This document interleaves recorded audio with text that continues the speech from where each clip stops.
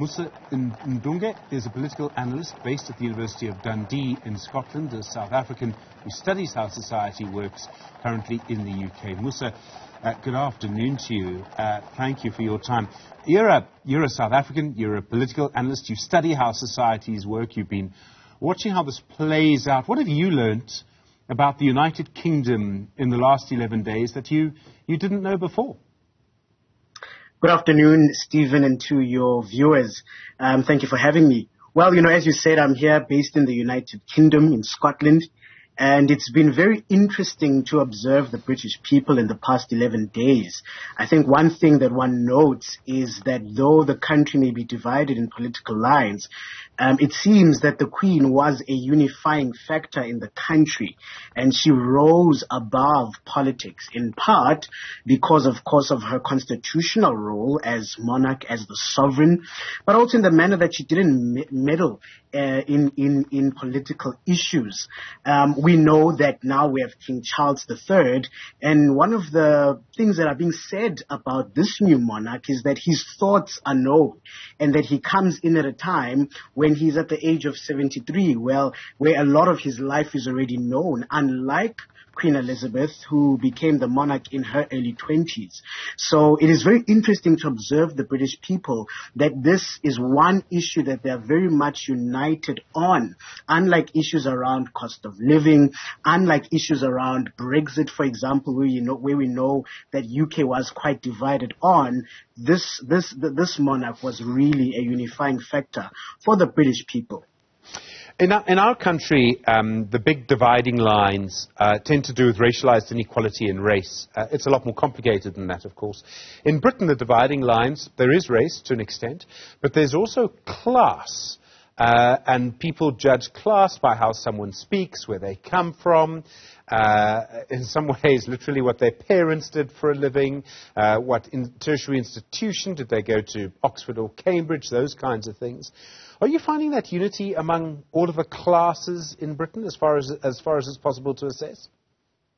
I think to some degree, but there are divisions.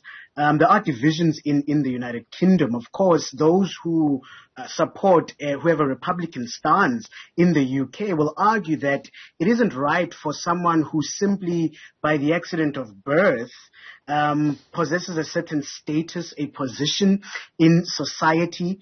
And we've seen over the past 70 years of her reign that questions around class, questions around things like peerages have been raised. For example, in the House of Lords, who gets to serve in the House of Lords? Does it represent the British people? Or are these simply people who, by virtue of their class, exercise a certain level of power and influence over the British political system? And so questions are certainly being raised around how does the monarchy fit in essentially a democracy, and a democracy that is trying to achieve equality among so many people. And so issues around equity and fairness begin to rise in the United Kingdom, and particularly from a younger generation that is questioning, a lot of these traditions, a lot of these norms and customs, and the reasons why people are placed in positions of power and authority due to their class, and many people are arguing that for an egalitarian society like the United Kingdom, does this still fit into the kind of Britain that they want to see moving forward?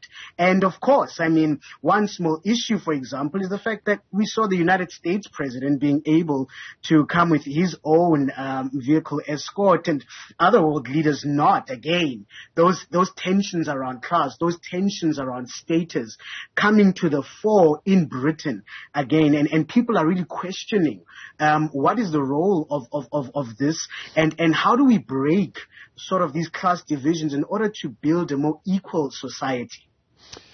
There's so many angles to all of this. And in a way, and I'm reminded as you talk about the US President Joe Biden sort of having his own car and everyone else not, of what happened when our Nelson Mandela passed away. It was a major international event. Every single world leader wanted to be there. You had literally a member of the Castro family and a US president sort of I don't know if they quite shook hands, but coming very close to it. This is one of those events, isn't it? It is. I mean, this is such a huge diplomatic feat here. We must remember that unlike the funeral of Nelson Mandela or Winston Churchill, this was the funeral of a monarch, a current head of state. And so even in terms of the invitations that were sent out to world leaders, it was really based on whom does the United Kingdom have strong relations with, which countries has the Queen visited before, and really for the British people, it's been a show of the empire, essentially, again, the influence of Great Britain in the world. And so a huge diplomatic calculus has been added by the death of the Queen. And what will be interesting, Stephen, is the future. Now that Queen Elizabeth is no longer there, now that we have King Charles in place, added on top of that with a new Prime Minister in the likeness of Liz Truss, what does that mean for Great Britain? How does Great Britain move forward in the world and position itself? It's no longer an empire where the sun never sets anymore, and it is a great power to some extent, but it has just left Europe in the form of the EU. And what does that mean for Great Britain? Secondly, what does it mean for the Commonwealth? There's been many who in the arguments towards Brexit said that, United Kingdom can turn to the Commonwealth for opportunities to build new wealth, and has it done that? Does it have a strategy towards that? And really time will tell, and the tone will really be set by both King Charles III as well as Liz Truss, the current Prime Minister. In a way, I suppose the British monarchy was unassailable. You could not criticize it, partly because it's very hard to criticize someone who's sort of, in inverted commas, always been there, as the British Queen had. It's much easier when someone takes over. If you want to attack it, if you want to run a Republican movement in the UK, and there is such a thing, it's suddenly much easier to do that, isn't it? I mean, maybe not today, but maybe in 3 weeks' time. Certainly. I mean, these are the questions that are being raised, not only in terms of the United Kingdom, where, Republican sentiments are growing, but I mean, and, the Prime Minister of New Zealand, for example, spoke about the fact that at some point in her lifetime, that New Zealand would become a republic and would do away with the crown. We know, for example, that in Jamaica, these are questions that are being asked. And most recently, Barbados, removed the Queen. So there are many questions being asked about the value of the monarchy in terms of the Commonwealth, how Britain will look in the future, and certainly once all of this ties down, I think for the British people, beyond maybe the monarchy, it's going to go back to the questions that have been there before. Cost of living, that's such a huge issue in the United Kingdom. How does the United Kingdom deal with the cost of living? How does the United Kingdom deal with a post-Brexit world? How does the United Kingdom deal with the bread and butter issues? And you would have seen that when King Charles, was meeting members of the public in Wales, one gentleman protested and said that they had to now come here and pay for his parade, essentially. And so there's a lot of, harbored anger among the British people in terms of government's handling of the cost of living crisis in the country. And I think those are the issues, those are the burning issues that will really shape essentially the kingship of King Charles as well as the premiership of Liz Truss. As we know, Great Britain will move to an election in 2024, which should be interesting. I mean, it was literally, 2 days after Truss became Prime Minister. I mean, literally probably her second public appearance was to give the prime ministerial reaction to this. I mean, unprecedented to have that happen all at the same time. I can't recall that happening in British history. Do you think the apparent unity that we've seen over the last 11 days in Britain may not necessarily be a facade, but within a couple of weeks could be a sort of vaguely happy memory because of all of these day-to-day arguments will suddenly come back? Indeed. I mean, like any other family, when a loved one has passed away, regardless of the family drama and politics, they band together for that moment. And so certainly in Great Britain, it is no different. You will remember when Nelson Mandela passed away, it was the same thing in South Africa, but again, the realities of the lived experience of people will come to the fore. And we know currently that, Liz Truss hasn't presented a plan towards boosting economic growth, dealing with inflation that really satisfies the British people. Secondly, she has to unite her own Conservative Party that was very divided in the build-up towards her election as the Prime Minister of Great Britain, and she'll have to deal with that. Already, she will be gearing up for a fight with the EU over the Northern Ireland Protocol agreement that she wants to break away from and she wants to remove. And so there are many issues that Britain will have to deal with. And so this has presented for the British people, I think, a break, an escape from reality, but it is an escape that they will soon have to get over because the winter season is coming. Winter is coming, as one famous show we know states, and it's going to be a very cold winter, and so issues around heating of homes will come to the fore. People have now got choices between buying gas in order to warm up their houses versus buying food. Those are the kind of issues that people are dealing with, and those are the kind of issues that the British government will be seized with. But I think it is an opportunity indeed for her to set a tone in her premiership, to use this moment to galvanize the nation in a plan, in a strategy that will help them see through what will really, some are saying, the second winter of discontent, almost similar to what Britain experienced in the 1970s.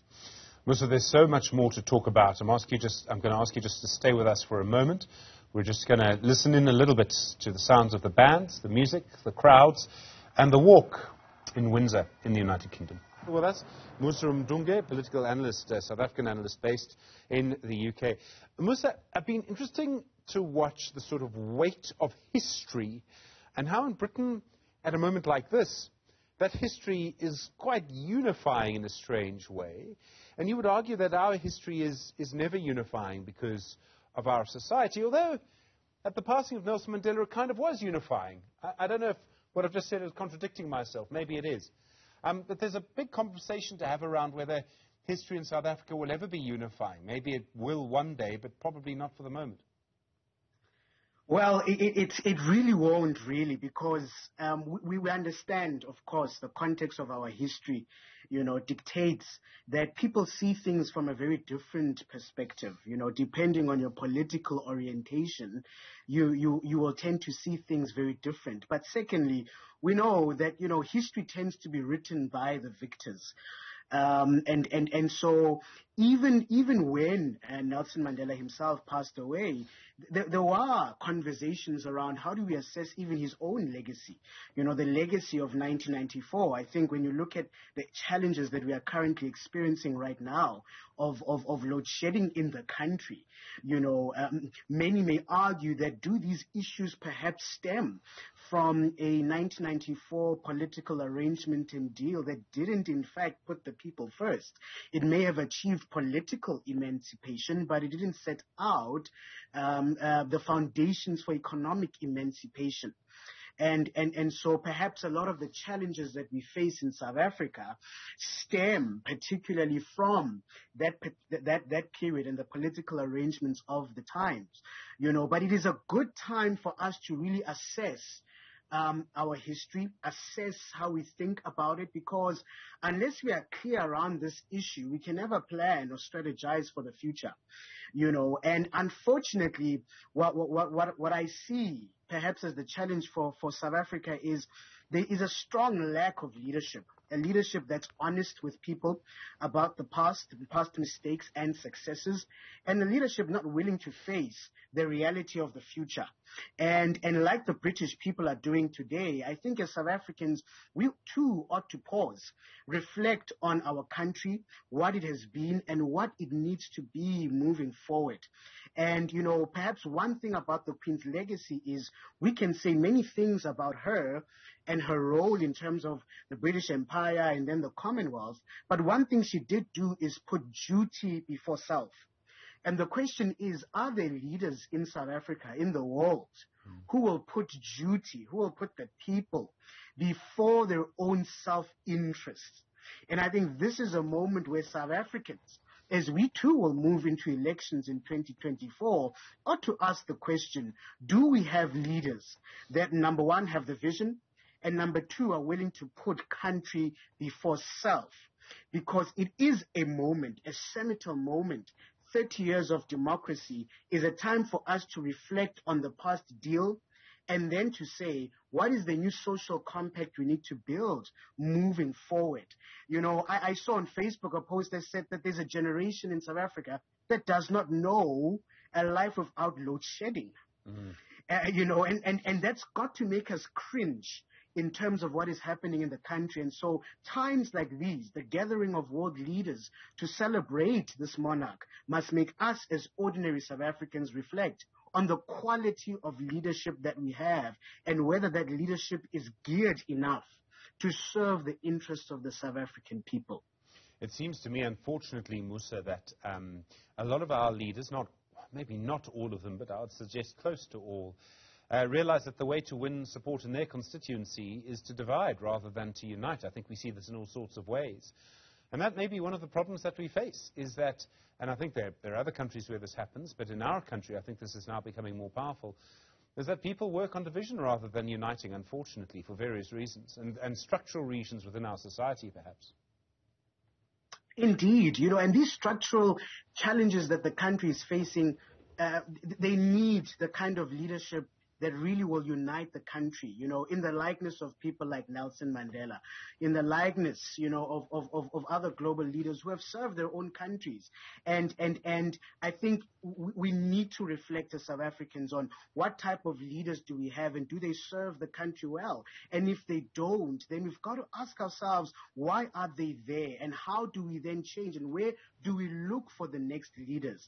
You know, unfortunately, you know, it amazes me when I really look at leadership, particularly in the South African context, that the leaders who perhaps have the solutions to the country's problems sit outside of the public sector, sit outside of the current political elite, and many of them sit in academia, they sit in business, you know, and in other spaces. And also there must be something to be said, Stephen, about the role of young people, for example. You know, we need young people to come to the fore in terms of leadership. We need younger people to step up. You will recall that it is in 1947 when the Queen, at the time Princess Elizabeth, was visiting South Africa with her family, that she made that famous speech and that famous pledge that whether her life be short or long, that she would serve this imperial family at the time. So she had a great sense and understanding of duty. And the question is, where are the leaders who will rise up and occupy space in society, in South Africa, so that we can really get out of this quagmire that we are in? You know, it's unacceptable that Africa's most advanced economy cannot keep the lights on. You know, it says a lot about where we are and what still needs to be done. And my hope is that leaders who will be looking at the funeral of Queen Elizabeth will perhaps tugged a bit to say, perhaps we have moved wrong, and how do we then reconfigure and change the direction in which we've been moving? There are other issues as well, I think, where Britain has for a very long time, let's call it centuries, had a sort of understanding of the facts on which people all agree. Now, there's some areas of dispute. So, for example, you'll find there are Welsh nationalists and Scottish nationalists. Yep. I'm going to put Ireland and Northern Ireland to one side for a moment. Yeah. But they will disagree with the kind of English nationalist version of history. But in our country, I would make, and I'll oversimplify this, but I would suggest this, that you would find, for example, there are people who will tell you the history, as Tembeke and Gulkai Tobi was pointing out earlier, who would talk about the history of their people and how they were conquered. These are people who come from Xhosa families in the Eastern Cape, people who would talk about how their leader was killed, dismembered, his head was literally chopped off, no one knows where it is. There are other people, maybe English-speaking white South Africans, who will talk perhaps with some pride of, they will say their families came to South Africa in 1820 and created farms out of nothing, except that the land belonged to someone else. There will be people who a primary historic event will be the British concentration camps. I'm talking about people who may speak Afrikaans. And there'll be other people who will say, well, in 1902, while that war was being fought, my leader, Kgosi Mampuru II, was being hanged in the prison which now bears his name in Tshwane. Notice I said Tshwane, not Pretoria, Musa. Yes. The point I'm making is that we, as a country, have not really worked out which facts we will accept and which facts we don't, whereas I think Britain maybe is a bit further down that path. Indeed, I think that you raise a very good point there, Stephen, is we're not unified in terms of the facts that we are willing to accept, as you say, but there has to be an honest, and I think perhaps this has been the failings of our education system. If you look at, the history textbooks that you read, they don't give a full picture about the South African story, and it's a unique story. It's a unique story of a people whom in some form or shape throughout history have faced challenges of violence, challenges of subjugation, and so in order to understand why an Afrikaner nationalist holds the views that they hold, one has to have an appreciation of for example, the Anglo-Boer War, the concentration camps that were there, and at the same time, there must be an appreciation for black history, for black pain, for colored pain, for Indian pain, but we don't seem to do that, and we don't have people who are willing to say, to open up a space to say, let us have these difficult conversations about our history. It's an ugly history, but we've got to be able to see the pain in each other in order for us to build the South Africa that we want. We've got to have a level of empathy for our history, both shared and unique. And then from that point, do we then move on and say, now that we've dealt with that issue, what is the kind of South Africa we want to see? We just assumed the South Africa we want to see. There was not really a concrete conversation about what does it look like. And so that is why we still to this day look towards a document like the Freedom Charter as the document that outlines the aspirations of our people. Is the Freedom Charter still relevant? Is the Freedom Charter a reflection of South Africans today? No one is having those conversations about that. And then to then look at our constitutional order and say, does our constitutional order reflect the South Africa that we want? And those are the things that we need to start looking at. And it is the role of people in academia. It is the role of people in media like ourselves as well to start opening up those platforms to have that conversation and really raise these issues. In other words, when we say, what does it mean to be a South African? What does that truly mean? I get a sense the Americans understand it. The British, to an extent, understand it. The Chinese understand it. The Japanese understand that. But South Africans, can we say truly that there's an authentic South African identity? What does that look like? And I think those are the conversations that we've got to have as we look towards the future. It's interesting to look at it. I mean, in a way, if we look at elements of identity, so an element of British identity for a long time has been some form of allegiance to a person, which is why their anthem was God Save the Queen and is now God Save the King. I was making the point to an earlier guest that ours is very different. Ours has a historic significance in that it is a liberation song, really. Yes. Strangely, paired with another liberation song, as people saw it then, and by that I mean, destem in its own way. Destem. Yes, and people would never see that in that way now, but it did feel like that, I think, to many Afrikaans-speaking people at the time. And the elements of our identity are very different. If you ask a person in Britain, what are you? They may say I'm British, they may say I'm English. Some may also say I'm European, I'm part of the European Union. And therefore I'm European, and I've met British people who would say that first. I'm a European, then I'm British, then I'm Welsh, for example. In South Africa, if you ask someone, what are you? I think if you're outside of the country as you are, probably your first response is, I'm South African. If you're inside of the country, what are you? Well, I'm Zulu or Xhosa or Pedi, perhaps. Comes first. Yeah. I mean, this is where it starts to get really interesting. Yeah, very true. Within the country, it all of a sudden changes. All of a sudden, one is Zulu, one is Xhosa. And look, those are not necessarily bad things. As our coat of arms puts it, there's, unity in diversity. So it's not necessarily a bad thing to have, because it allows for a melting pot of different cultures and values, for us to build sort of this society.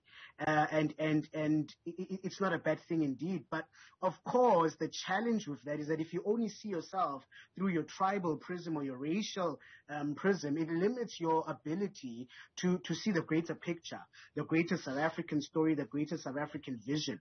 And I would say that part of the reason for that is of course, as you put it earlier on, is political leaders who have rather banded towards divisions rather towards unity. And that has been a challenge for the country, because it serves narrow political interests. The challenge now is, can we rise above, those narrow identities to truly look at what it means to be South African, and in not only that, Stephen, what it means to be African. Perhaps the better question we should have asked is, do South Africans consider themselves Africans? Well, so there's that element that we never deal with. For the longest time, South Africa was viewed as the outpost of Europe. Yes. So what does it mean in 2022 to be a South African in the African context, in the African continent, and do we share in that identity? And so issues like xenophobia start to come up. When we talk about that, or Afrophobia starts to come up. So again, using the Queen, how do you unite a people with a complex history? A history that is flawed. It's about rising above politics. But it is difficult to do that when every 5 years you've got to go to the polls and win elections. And that is why what we've seen today for the Queen can never be replicated in other countries. You will never see an American president, for example, receive this kind of reception from the American people, because though he may be a head of state, he is a partisan head of state. Because he represents the interest, the manifesto of a political party and a certain segment of the population. And so where Nelson Mandela was very good at that post his election to become a unifying figure, we don't seem to have that yet in the South African context. Some may look to Thabo Mbeki for that, but Thabo Mbeki is still very much within the throes of ANC politics. So very difficult to look towards him to be such a person who does that. And the question is, then to whom do we look towards? Or is it simply that it is outside of this political arena that we must look towards leadership, and where does that leadership come from? And that's the question we've got to ask ourselves. Has the golden age of leadership in South Africa ended? And what does that say about the future? Musa Mdunge, I'm going to invite you to switch your light on and off just because you can. And take a brief break, maybe have some water. We're going to continue our live coverage. You are going to come back to you, and I'm going to come back to you with a question around, I think British people are enjoying being British because they're all together. With us, Musa Mdunge, political analyst based in the UK. Musa, good afternoon to you again, and thanks for staying with us. I did say that I would ask you about, I get the sense that many of the people watching this in Britain have been enjoying being in a public space together. And my observation of South Africans is that when we're in a public space together, whether it be a music concert, whether it be the Springboks beating Wales or New Zealand or whoever, football matches slightly more complicated. But I think South Africans genuinely enjoy it, despite all of the divisions we've been talking about politically. Now, I'd suggest South Africans genuinely enjoy being in the same space together publicly.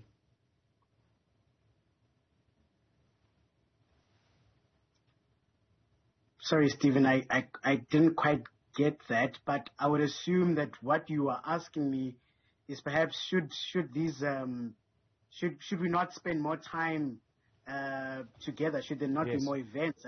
I think that is important. You look towards when we hosted the 2010 World Cup. There was a lot of unity among South Africans. And so certainly, I think, events such as sporting events become very important in building social cohesion. And so more of such events do need to happen, not only in terms of sports, but cultural events, where we really see the mixing up of different races and different cultures together to celebrate this diversity, this unity in diversity that South Africa has, and we can and also such events become a space where not only can we find each other in terms of complex, issues that we may not necessarily see eye to eye with, but because we're in a space of celebration, we are able to have those difficult conversations around a braai stand, or in a rugby match, in a soccer match, which you're quite right, quite complicated if you think of Bafana Bafana. So these events are indeed needed. In order to really allow South Africans a space to ventilate and a space to really come together and find each other in the same way that we see that the British have done, even though it has been in set circumstances, such as the passing of Queen Elizabeth. So often, I think, in societies, it doesn't really matter what kind of integration you're talking about, whether it's religious, whether it's race or class. In the end, it's about making sure that children play with each other, and I realize that may just sound oversimplified, but that's how parents in the end meet each other if they come from different communities or were artificially divided in our case. You let the kids play together, and things move from there, and sometimes that's the best you can hope for. As difficult as it is, as maybe small as it is, it's the best you can hope for. Indeed. Stephen, what's been amazing, especially with the lying in state of Queen Elizabeth and people all over the world from Britain coming to pay their respects. Many said that, I came here alone and, through hours of waiting in the queues in order to pay my respects, I've met a new friend. I've met a new friend that I can talk to. I've met a group of people from different walks of life, and people have really been engaged and having conversations, and that has built a sort of rapport and unity. And I think we need such things in South Africa, not only for the national mood, which is so dampened by issues around load shedding and the economy, but really, again, that social cohesion, because without it, I think people must not underestimate the importance of that social cohesion. Without that social cohesion, it's going to be very difficult to build a united and a successful South Africa. The best years of South Africa have been in times where social cohesion was placed as a very important element of government strategy. And you saw that under the Mandela presidency, his ability to touch different people. I mean, the very act of him wearing the Springbok jersey that represented to so many black people a symbol of apartheid, of oppression, and for many white people, it was a symbol of excellence and prowess in sports. And he was able to use that moment to unify the country. And that was a great moment to have. And so we need more moments like that. And we don't need for example, some 22 million rand flag project by the Arts and Culture Department. We need real events, real things that bring people together. That is what South Africa needs. And the question then each of us must ask is, what is our role? What is my role as Musa Mdunge? What is your role as Stephen? What is our roles as individuals in our families, in our society, in the schools we send our kids to, in building that social cohesion, in building that oneness as South Africans? So we all have a responsibility. And when President Cyril Ramaphosa was elected, in his first address in Parliament, he spoke about Tumamina. You know, and it almost became this moment, this new dawn that here's a man who's going to bring us together, you know, in terms of a vision. Is that vision still there? And if not, how do we get back on track in terms of that vision, where each of us say, what is our role in building a cohesive country that can move forward? Musa, we're going to release you in a few moments. As a South African living in the UK, in Dundee, particularly, you're based at the University of Dundee, which is in Scotland. Has it been astonishing to you to watch Britain sort of focus only on one thing for 11 days? I mean, in a way, I mean, sure, we did the same when Madiba passed away, but to have one country talk about nothing else for such a long period of time really is an amazing thing. It is. It's testament of the soft power of the monarchy, but particularly of Queen Elizabeth II and the kind of monarch that she was.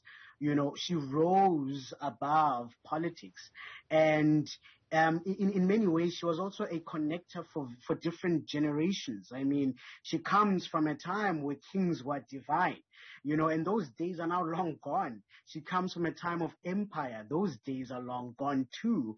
But she represents the issue of service, of duty. And I think that is really what has really united the British people during this period of time. It has been about service and duty. If there's any message that they are sending towards the current monarch and their political leaders today, is that service and duty. Those are the two things that are critical for the British people at this time. And so again, you know, you would have heard, the Archbishop in his sermon, he spoke about this issue of service and duty. And so world leaders like Cyril Ramaphosa have got to think about that as he makes his way back to South Africa to deal with load shedding. The question is going to be service and duty. How do you put the needs of the people first? How do you serve your fellow man first? And he's got to go back to the tone that he set in 2018 with the Tumamina campaign, as it was, and this new dawn. And the rest of us have also got to say, how do we serve? How do we make the lives of the next person better by doing and serving at our best? In other words, it's calling on our better angels, Musa, as the Americans would state. That's a good way to put it. Musa Mdunge, an important point. Thank you very much indeed. I really do appreciate your time today.